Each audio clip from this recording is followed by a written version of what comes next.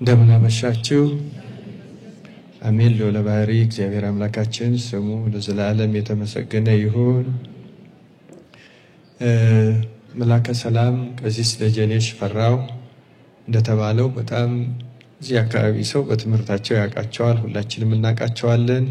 ዛሬም ይሄን የመሰለ ትምህርት ስላስተማሩን ቃለ ሕይወት ያሰማልን፣ ቃለ ሕይወት ያሰማልን እና የእሳቸው ያሉት ትምህርት እንግዲህ ግልጽ ይመስለኛል። አሁን እኛ ምንቸገረው በዚህ ዓለም ራሳችንን ከሌሎቹ ጋር እናነጻጽራለን። ታውቃላችሁ፣ ያውም አንዳንድ ጊዜ እንደው እግዚአብሔር ለኃጢአተኞች ነው እንዲህ ሀብት የሚሰጣቸው፣ ለክፉዎች ሰዎች ነው እንዲህ የሚጨምርላቸው፣ ለእንደዚህ ያለ ነገር ነው እንዲህ እንደሚሆነው እንልና እግዚአብሔር ወይ ለኔስ ለምንድን ነው እንዲህ የማታደርገው እንዲህ እንላለን። እና እዛው መዝሙር 36 በግዕዝ በአማርኛው 37 ላይ እንደው መነሻው ራሱ በክፉዎች ላይ አትቅና ትቅና ላይ ለእኩያን አመፃን በሚያደርጉ ሁሉ ላይ አትቅና ይልና እንደ ሳር ፈጥነው ይደርቃሉና እንደ ለመለመ ቅጠልም ይረግፋሉና ይልና በእግዚአብሔር ታመን መልካምንም አድርግ በምድርም ተቀመጥ ታምነህም ተሰማራ በእግዚአብሔር ደስ ይበልህ የልብህንም መሻት ይሰጣል። መንገድህን ለእግዚአብሔር አደራ ስጥ በእርሱም ታመን እርሱም ያደርግልሃል። ጽድቅህን እንደ ብርሃን ፍርድህንም እንደ ቀትር ያመጣል።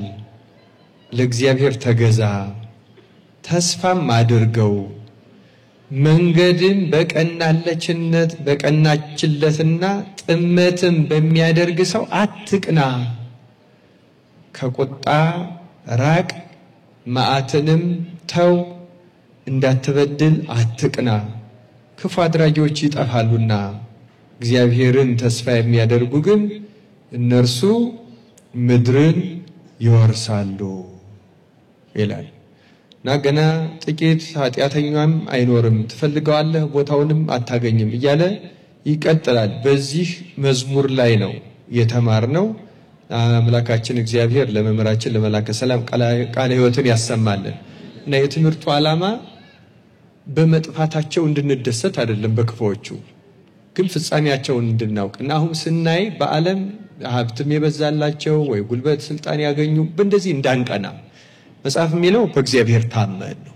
በእግዚአብሔር ታመኑ እመኑ። በእግዚአብሔር መታመን ማለት አሁን ብዙ ጊዜ ስለምናምን እናምናለንም ብለን ስለምናስብ እየታመን አይደለም ወይ ልንል እንችላለን። ግን በእግዚአብሔር ታመን ማለት በቸገራችሁ ጊዜ፣ ባጣችሁ ጊዜ፣ በተሰደዳችሁ ጊዜ፣ ተስፋ የሌለ በመሰላችሁ ጊዜ እግዚአብሔርን እመኑት። እግዚአብሔር ያችን ሰዓት ዝም የሚላችሁ አለመስጠት አይደለም፣ ትዕግስታችንን ነው ማየት የሚፈልገው ክርስቲያኖች። ከትዕግስታችን በኋላ ግን የሚያስደንቅ እግዚአብሔር በነገራችን ላይ የእርሱ ስለሆኑ እንዲሆኑ ለማስባል ለጉራ የሚሆን አይሰጥም እንጂ የሚያስፈልገንን እማንመካበትን እማንጎዳበትን ጤናም ቢሆን ሀብትም ቢሆን እድሜም ቢሆን ልጅም ቢሆን ምንም ቢሆን እግዚአብሔር ግን ይሰጣል። ክርስቲያኖች እንዳትጠራጠሩ።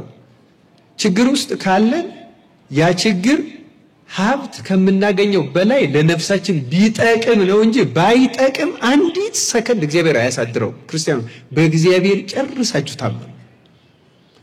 በእግዚአብሔር ታምነን በረከቱን ለማግኘት ያብቃን። እሳቸው ልጅ ስለመጣው እኔንም ይመጣል ብለው ስላስተዋወቁ እንደው መምጣቴንም በድምጽ ለሚሰሙ ሰዎች ለመናገር ካልሆነ በቀር የመላ የሰፋ ትምህርት ነው ያስተማርነው። እውነቱን ለመናገር ብዙ ጊዜ ባለፈው የዛሬው 2 ሳምንት መጣ ተናግሬያለሁ። እግዚአብሔር ቃል ከኦሪት ከነቢያት አንድ ቃል ከምታልፍ ይልቅ ማን ቢያልፍ ይቀላል ነው የተባለው። አንዷ ቃል ሰማይ ምድር የምታንቀጠቅጥ ክርስቲያኖች። የሚገርመው ግን ብዙ ቃላት ሰምቶ የኛ ልቡና አለመፍራቱ ያስገርማል። በእውነት አለመመለሳችን ያስፈልጋል። እግዚአብሔር በቃሉ ይባርከን፣ እንድናከብረው፣ እንድንባረክበት፣ እንድንታመንበት ያድርገን። ቆየኑ። ስብሐት ለእግዚአብሔር። መምህራችንን